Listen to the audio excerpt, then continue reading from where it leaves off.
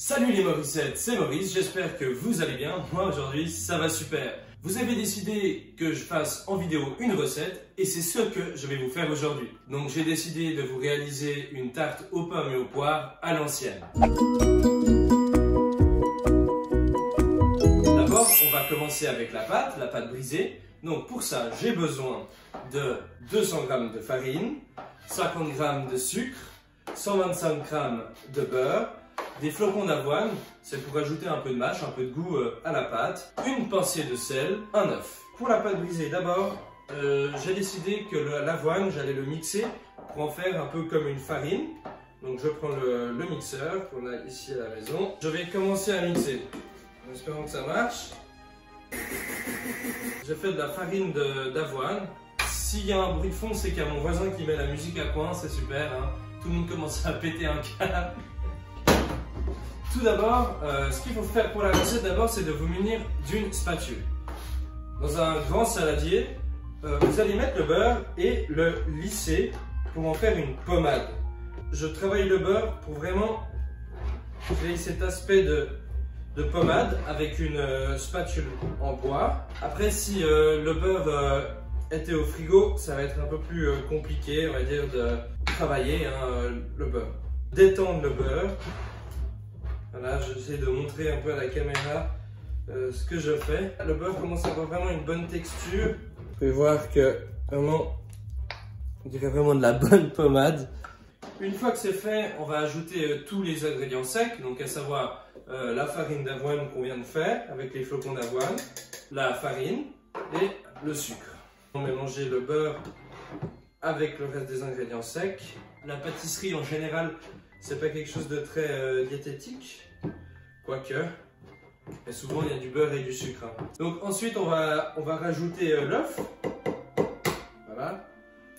J'avais juste oublié aussi de mettre une pincée de sel, pour la préparation. Et ensuite on continue de travailler la pâte. Vous allez voir, au début c'est un peu difficile, ça fait plusieurs morceaux. Et le but maintenant pour nous c'est de former une boule qu'on réservera au frigo 1 heure minimum. Ne vous inquiétez pas, je me suis lavé les mains avant. C'est hyper important de se laver les mains, surtout maintenant avec le virus. Hein. Ma pâte, qu'est-ce qu'elle en dit? Alors, elle commence à être bien. Là, vous pouvez voir vraiment l'aspect de la pâte. Ensuite, avec le riz, on n'a pas de papier film, mais on utilise ces tissus à la cire d'abeille. Ça fait office de papier film, c'est super. En plus, c'est réutilisable, c'est pas du plastique. Donc c'est écolo, c'est tout bénef. Et on va le réserver, le mettre au frais pendant 1 heure. Après, c'est toujours important d'avoir un plan de travail propre. Une heure devant nous, mais je vous propose, avant de faire autre chose, de faire une compote qu'on fera en fond de tarte. Ça ajoutera encore un peu de texture à la tarte. Pour réaliser une compote de pommes que l'on va mettre en fond de tarte, on va prendre des pommes et des poires, les couper. Ce qu'on va faire aussi surtout, c'est essayer d'utiliser un maximum des produits qu'on a. Donc on va déjà les détailler pour les mettre dans la tarte, et toutes les choses qu'on ne va pas utiliser pour la tarte, eh bien on va les mettre à cuire en compote. J'ai coupé mes poires et mes pommes en rondelles tout d'abord. Voilà, je coupe jusqu'à ce que je rencontre les pépins. Là, je devrais bientôt y arriver. Voilà, on essaye de faire de l'autre côté. C'est un peu la recette de notre grand-mère, donc on peut faire quand même des bons petits morceaux, des bonnes petites tranches. Donc une fois qu'ils sont coupés, voilà, je les mets ici. Et un peu les morceaux un peu moins nobles, si on veut. Tous les morceaux un peu moins nobles, comme je l'ai dit, on peut les mettre ici dans la casserole pour faire la compote. Pour la tarte, on aura besoin de 2 poires et 3 pommes. Ça aussi, hein, la tige, on peut garder. C'est un peu la première fois que je suis filmé pour faire à manger. Enfin, c'est rigolo. Ensuite, les pommes, on va aussi les couper. On peut les faire les couper en 2.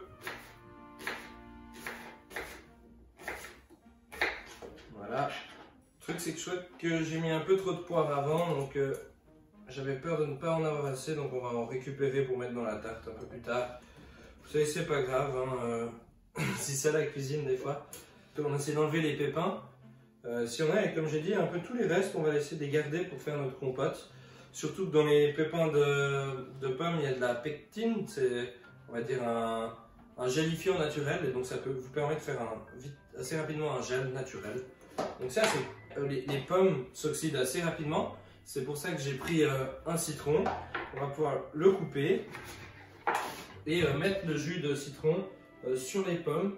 Les pommes vont tendance à brunir et avec le citron, et ben justement, ça ne brunit plus. Ça, aussi, au niveau du goût, ça va apporter un peu plus d'acidité, un peu plus de goût citronné à notre pomme. Une fois qu'on les a arrosés de jus de citron, on peut les mettre au frais. On peut mettre au frais cette préparation. Pour notre compote de pommes, on va mouiller avec de l'eau. On met un peu d'eau à hauteur. Voilà. On va rajouter un peu de sucre pour qu'il y ait un peu ce goût caramel. Ça caramélise bien, même si dans les fruits il y a déjà passablement de sucre. On va mettre 2 cuillères à soupe de sucre, un peu de cannelle. Donc là, ici j'en ai.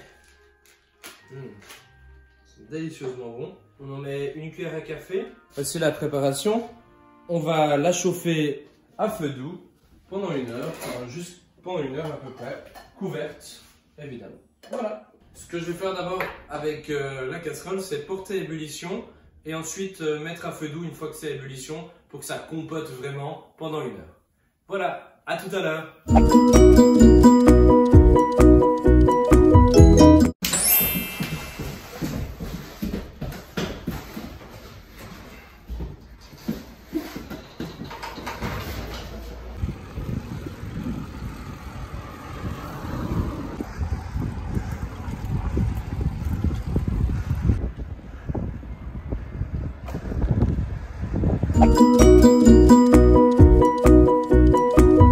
Alors voilà, ça fait déjà 1 heure que la compote est en préparation. Donc on peut voir que les pommes sont vraiment molles.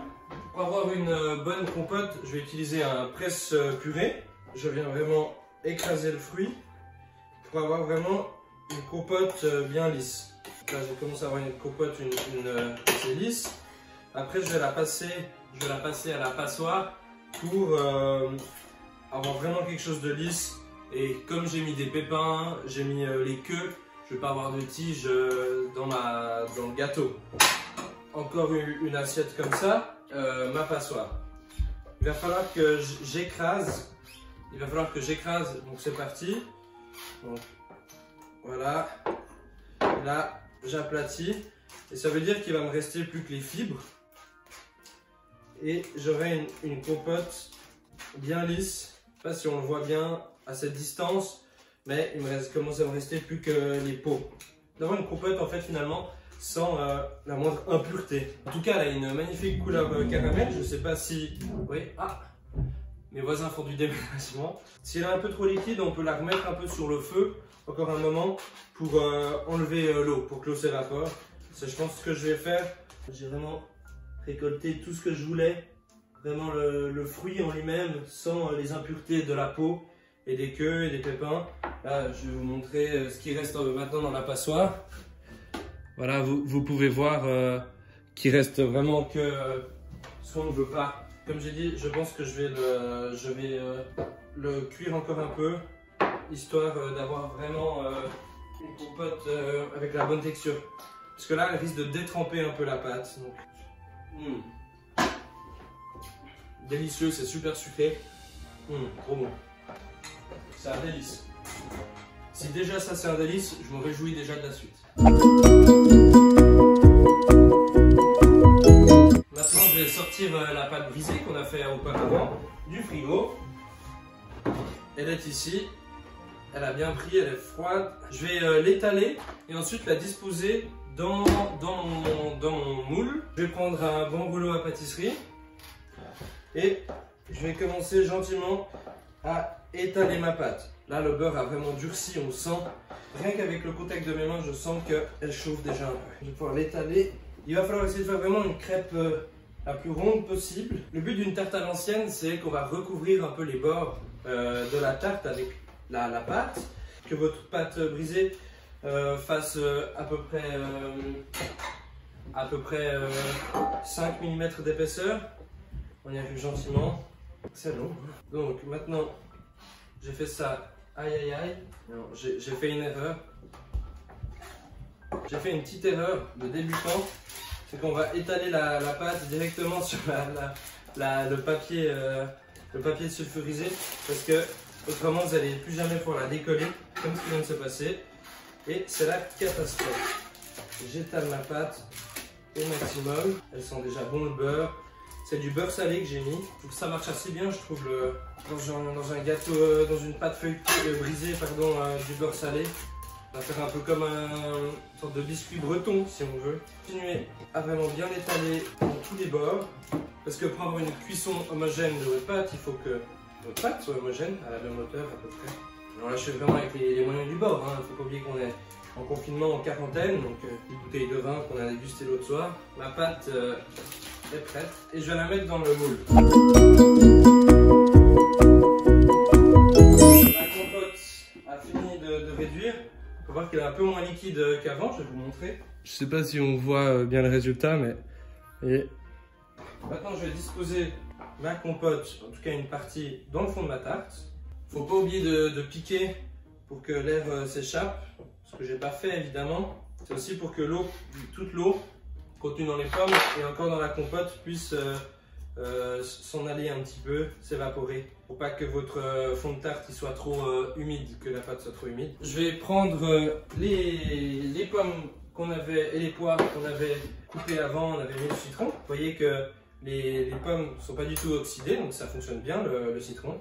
Et comme c'est un peu une recette de grand-mère, j'ai vraiment envie de retrouver les morceaux de pommes vraiment entiers et de poire. On va essayer de mélanger un peu, de mettre des morceaux de poire, des morceaux de pommes dans la tarte.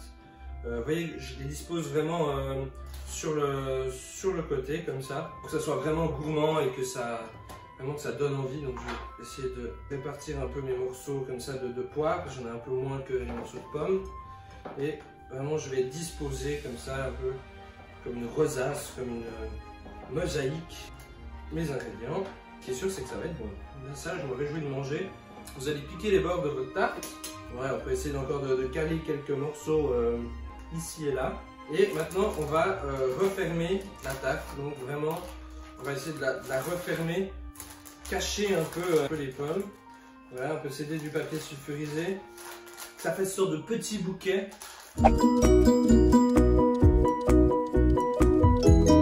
Je vous ai pas dit, mais moi j'ai un four à gaz, mais pour vous, il faut que vous préchauffiez votre four à 200 degrés.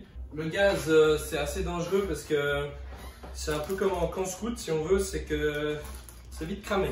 Et puis les recettes comme ça, toujours un petit bout de fumée. Elle est bien fournie, elle est bien lourde, mais comme ça, tous les éléments vont cuire vraiment ensemble.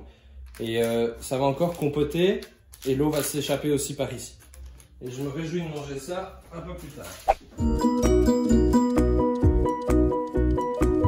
Ensuite, je vais prendre un œuf pour pouvoir dorer la pâte. Je le bats.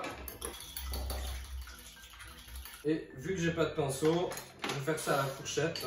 Si vous avez un pinceau à la maison, c'est un peu mieux. Il faut éviter aussi de mettre de l'œuf sur les pommes. Une fois que c'est fait, je vais enfourner pendant 20 à 30 minutes et après on verra le résultat. Voilà, on se retrouve tout à l'heure. Moi, je crois que j'ai un peu de vaisselle à faire. À toutes! Et voilà, on touche à la fin de la recette. Je vais vous montrer le résultat. En tout cas, ça sent super bon. Je vais le découper pour voir comment est le gâteau. En tout cas, il a l'air beau. Il est appétissant. Il a bien caramélisé. Maintenant, reste à découper pour voir ce que ça donne. Toutes les pommes semblent avoir un peu confit. Il a l'air délicieux. Je vais vous montrer une tranche. Voilà. Il a l'air incroyable ce gâteau.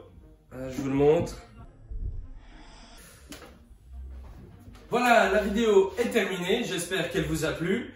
N'oubliez pas de mettre un pouce bleu, partagez, mettez un commentaire. Et si jamais, à 500 abonnés, je fais le tuto make-up. Alors, parlez-en. Ciao, ciao, à demain.